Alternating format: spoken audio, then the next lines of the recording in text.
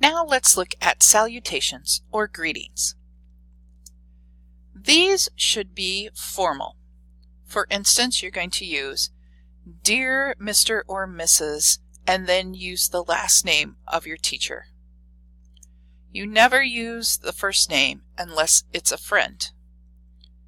And you always make sure that you use capitals. Let's look at some examples. So a bad greeting would be, Yo, teach, what's up? So let's try and fix the greeting.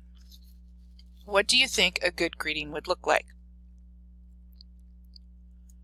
A good greeting would say, Dear Mrs. Carlson, or the last name of your teacher.